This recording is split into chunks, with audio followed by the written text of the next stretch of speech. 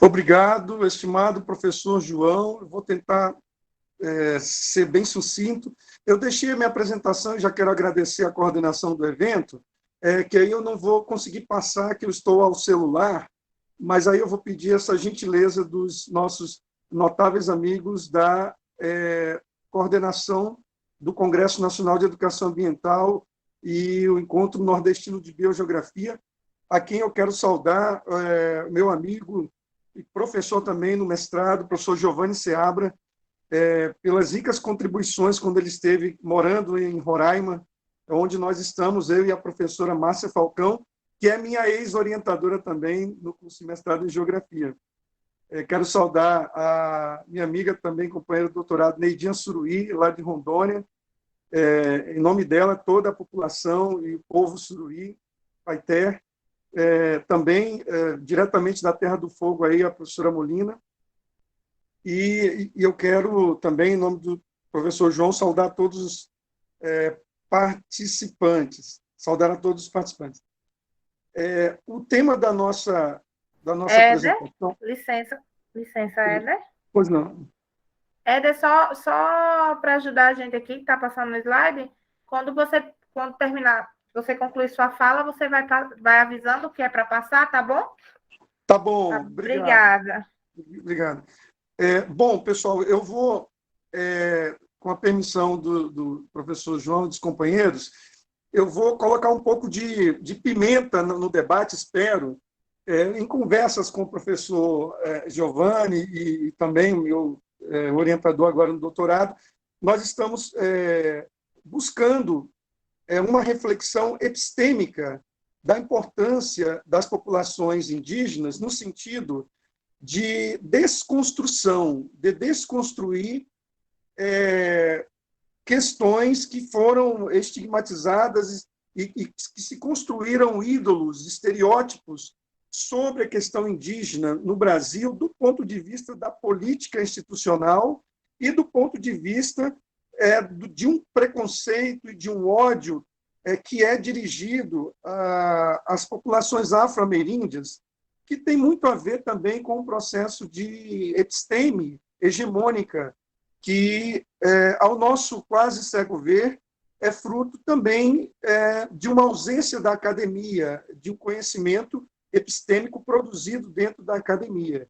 É evidente que nós temos, com o acesso das populações indígenas, com as publicações, com os artistas, os escritores indígenas, nós temos agora um caldo de conhecimento sendo produzido que nos ajuda, nós, enquanto pesquisadores, a pensar melhor a nossa diversidade sociocultural e, sobretudo, a questão ambiental, ao perceber que as epistemologias, os saberes, como é o tema dessa mesa, o saber tradicional, ele anda na contramão de um conhecimento hegemônico capitalista disseminado no nosso planeta. E é nesse sentido que nós estamos propondo, modestamente, uma ruptura. Isso baseado nas narrativas das próprias populações indígenas. Eu sou natural de Rondônia, moro em Roraima, meu pai é filho de indígena aqui, então eu tenho uma vivência em Roraima, também em Rondônia, e tenho uma irmã no Amazonas, então a gente é muito apaixonado pelas questões amazônicas, no tratamento dessas epistemologias que muito nos gera uma curiosidade e agora, no âmbito da pesquisa, é uma possibilidade de reflexão. O tema é por uma pós-geografia de resistência, a zoografia cosmogônica dos povos indígenas. Eu vou explicar melhor um pouquinho o que são esses neologismos. A pós-geografia que a gente está refletindo e propondo dialoga muito com o que a gente pode considerar como uma antigeografia. Veja, a geografia, assim como a antropologia, são disciplinas em seu debate seminal, são ciências colonizadoras, coloniais. Há um conhecimento produzido no dito norte global que é um conhecimento válido. Os outros conhecimentos, portanto, não valem para esse debate. Então, o que nós temos proposto é que há uma necessidade de rever conceitualmente paradigmas. Pode passar, por gentileza. por favor. Bom, como objetivo geral, a gente propõe que o trabalho pretende mostrar o conflito de visões de mundo das populações indígenas e da ciência moderna e a possibilidade desse debate propor novos caminhos de convivência no nosso planeta.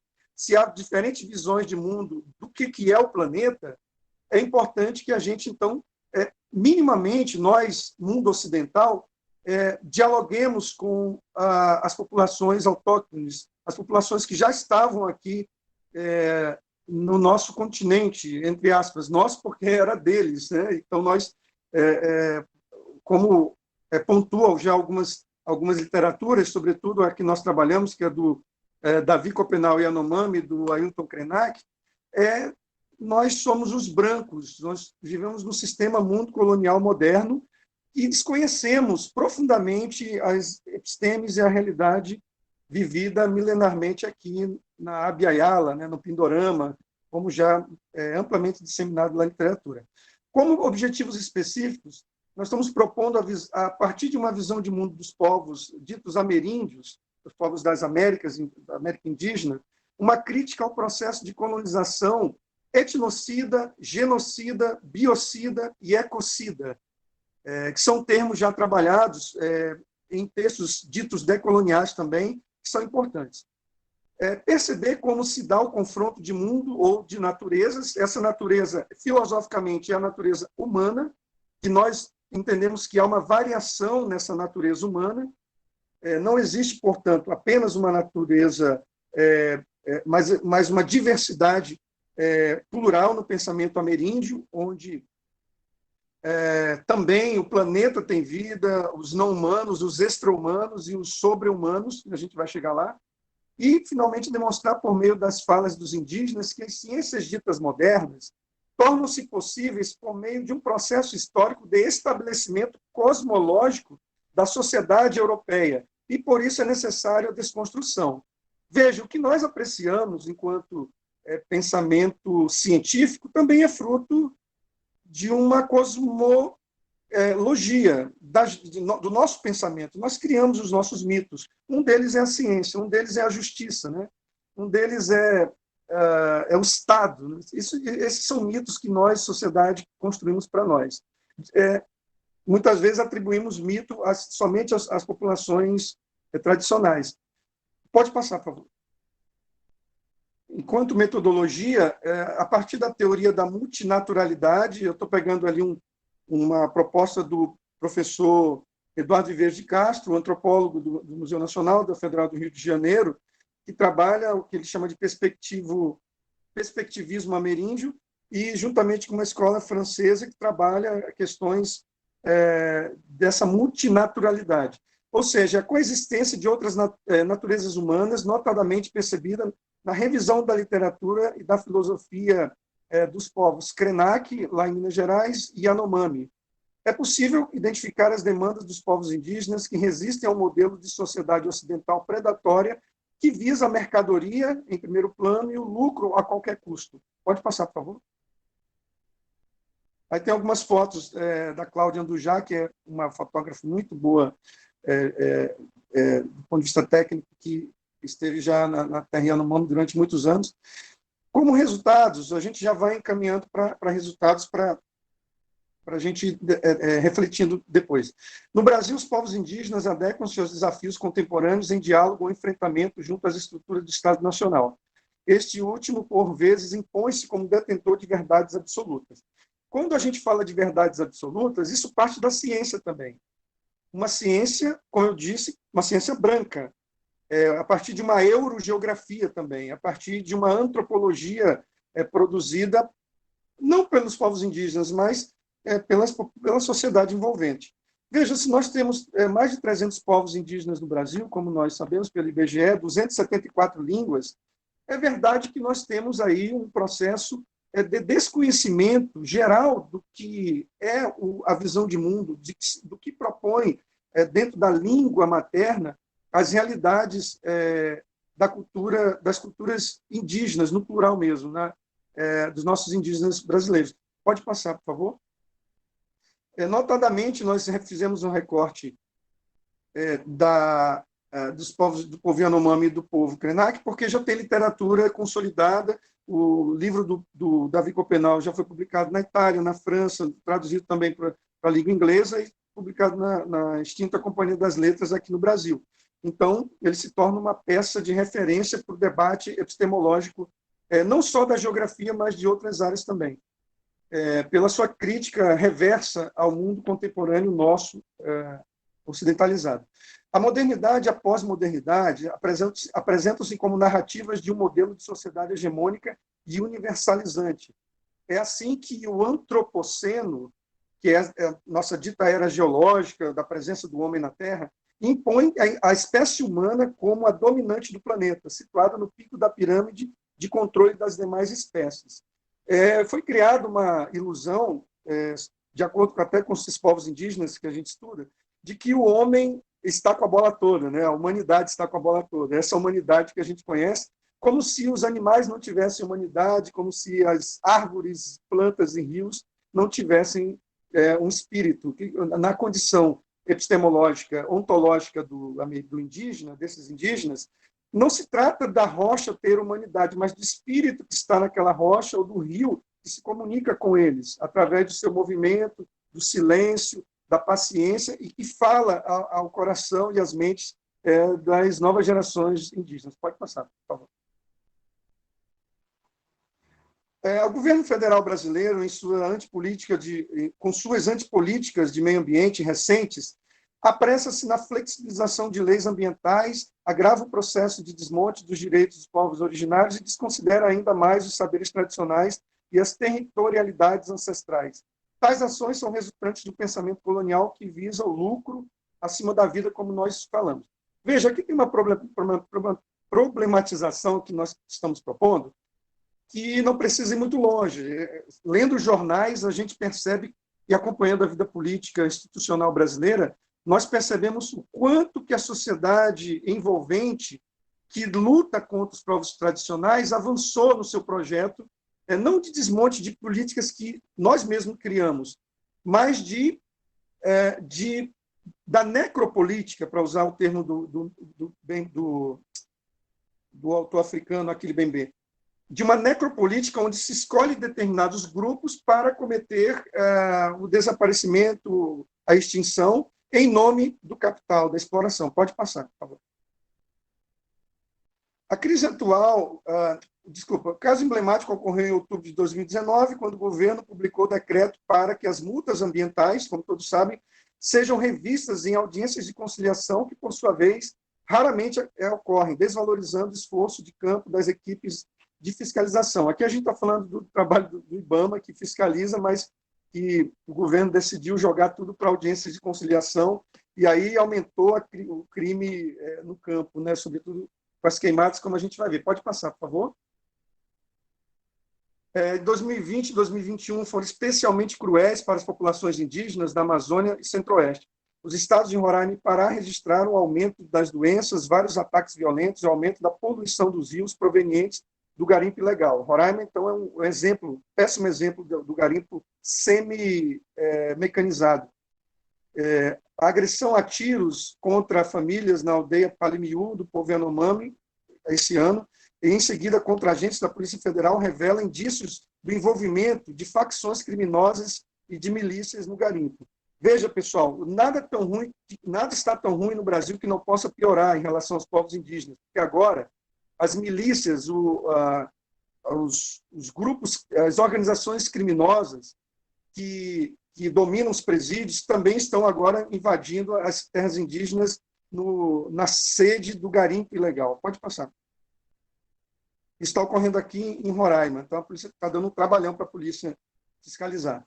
Grileiros e fazendeiros anunciaram em agosto de 2019, como todos lembram, o Dia do Fogo. Soma-se a isso o fenômeno das grilagens de terra e venda ilegal de terras públicas identificadas pelo Greenpeace em 4 pontos da Amazônia. E aí eu coloco os 4 pontos. Nós temos um artigo já publicado no site Ecodebate com esses dados, muito gentilmente, a convite do professor Giovanni, do Conselho Editorial, então está disponível no Ecodebate nesse site. Em maio de 2021, garimpeiros armados atacaram a aldeia Fazenda Tapajós, em Jacareacanga, no sudeste do Pará. De acordo com o MPF, os não indígenas estão por trás de várias invasões nos territórios protegidos do Alto Tapajós e são acusados de atuarem em 4 garimpos na terra indígena Munduruku e na Floresta Nacional de Crepori, agredindo matas e cursos d'água. Pode passar. Essa foto aqui, pode passar, por gentileza. Essa foto aqui, ela representa o que o garimpo tem provocado na terra indígena Yanomami. Isso aqui é um registro do Instituto Socioambiental, que é muito atuante junto à militância da Associação Rutucara, instalada aqui em Boa Vista. Pode passar, por favor. Essa aqui é uma foto clássica que circulou o mundo inteiro, né? A aldeia Cuicuro, lá em Mato Grosso, que foi cercada pelo fogo, e foi uma grande tragédia também em 2020, fazendo parte desse processo criminoso, dessa guerra contra os povos indígenas. Pode passar. Aqui um outro crime que aconteceu na aldeia Chacriabá, em 2021, que destruiu uma escola e uma casa de medicina tradicional, lá em Minas Gerais. Isso está tudo registrado. Com as novas tecnologias é possível termos esses registros muito fáceis. Pode passar, por favor. Aqui a Oca Cupixauá, alguns falam Capixauá, lá no Rio de Janeiro, também foi incendiada, quer dizer, onde aconteciam rituais e formações dessas populações indígenas. Um outro crime de incêndio. Pode passar, por favor. Aqui eu não vou falar, esse mapa está disponível no site do Repórter Brasil, também são as áreas de 2020 destruídas, incendiadas nas terras indígenas, ou próximas às terras indígenas também, incêndios notadamente criminosos. Pode passar, por favor. Bom, como a companheira Neidinha, grande militante lá de Rondônia, e também a professora Márcia pontuou, Márcia Falcão, o projeto de lei 490, de 2007, que é de autoria de um deputado federal do Mato Grosso, ele propõe que o marco legal, o marco temporal, aliás, das demarcações, a partir de 88, retirando os direitos dos povos indígenas que não justificarem a presença nos seus territórios antes da Constituição. Quer dizer, uma violação, um crime, talvez o pior crime que esteja ocorrendo hoje no Congresso Nacional. Pode passar. Ainda não está aprovado, está em debate. Buscar atualização, já passou na CCJ, mas ainda está em debate. Bom, os povos indígenas sabem que a floresta está viva e respira, tem suas cosmogonias telúricas ancestrais a inspiração para enfrentar o mundo contaminado pela paixão da mercadoria. Veja, nós pontuamos essa e muitas outras tristes tragédias que estão ocorrendo no Brasil, para que a gente possa ver que o nosso modelo de sociedade parece que não está dando certo, né, para ser mais otimista. Na verdade, está sendo uma tragédia para os povos indígenas toda essa política que vem sendo desenvolvida. E aí eu quero propor que a gente mergulhe um pouco no trabalho literário do que a gente vem propondo. Pode passar, por favor. As cenas apocalípticas são promovidas por uma cultura de consumo. A partir da literatura, tratamos do universo cosmogônico e cosmográfico dos povos Yanomami e Krenak, e no enfrentamento a esse modelo de consumo. Bom, quando a gente fala em cosmogonia, que é o processo de compreensão do mundo desses povos, nós precisamos buscar na sua ontologia, enquanto ser, as suas percepções. Então, a gente tem trabalhado muito com a metodologia fenomenológica para tentar compreender como que o indígena ele pensa, como que a população tradicional, como um ribeirinho, por exemplo, ele pensa o seu espaço, pensa o seu lugar, que notadamente tem a ver com o seu próprio ser. Não há uma desvinculação, uma ruptura. Pode passar, por favor. Então, aquela foto ali é muito emblemática, né? No Rio Yanomami, também aqui com o pássaro. São visões de mundo onde o planeta tem vida e onde coexistem diversas humanidades em espacialidades hiperfísicas, quer dizer, para além do que a gente pode denominar como físico, do concreto. São espacialidades outras que também são concretas, mas que se dão num plano de direção de vida para eles. Não se trata apenas de um mundo, como a gente está pontuando, físico. E esse mundo é acessado, evidentemente, pelas lideranças, pelos xamãs e pelos pajés e lideranças espirituais desses povos. Esses povos convivem em mundos de seres humanos e não humanos, sobre-humanos, extra-humanos, e por consequências de outras lógicas espaciais. O ser humano integra a natureza, não está desvinculado, como insistem os modernos em suas epistemes, nas quais a floresta é uma mercadoria. Veja, o sobre-humano, ele é o xamã, é o espírito do xamã que acessa os extra-humanos, para citar o caso dos Yanomami, que são dirigidos pelos chapires, que são coordenados, que recebem suas mensagens a partir desses demiurgos, né, desses seres invisíveis que só são acessíveis por meio da sobre-humanidade de um xamã, de uma liderança. Pode passar, por favor? Os elementos naturais, minerais, vegetais, assim como os animais, possuem humanidade. Portanto, é importante ter a compreensão que o homem e mulher não são os únicos que têm humanidade no planeta. Montanhas, rios, rochas, árvores coexistem com os humanos, porque são humanos também, na leitura do perspectivismo ameríndio. Não todos, né, evidentemente, não podemos generalizar, universalizar. Não se trata, por exemplo, da rocha ter humanidade, mas do demiurgo que é dono ou vovô da rocha, ser um extra-humano, que tem agência e cuida deste elemento. Ele é o protetor, né? Por isso que os indígenas, não só no Brasil, mas em outros países, pedem permissão para acessar um rio. Também nas religiões de matriz afro, há uma 5 minutos, professor Éder. Ok, obrigado. Para acessar o mar. Então, a natureza, ela compõe. Pode passar, por favor? Bom, e aí tem uma pimenta, né? Eu estou jogando aí para a plateia. Diferente, portanto, de uma geografia moderna, que vem do grego, né, do latim também, que descreve o fenômeno terrestre, quer dizer, tem um desenho da Terra, os indígenas têm uma descrição não da Terra ou do território do mundo, mas uma descrição da vida. Uma zoigrafia, para usar um termo grego para ficar bonito, é só uma provocação. É que em português pode ser entendido como essa descrição.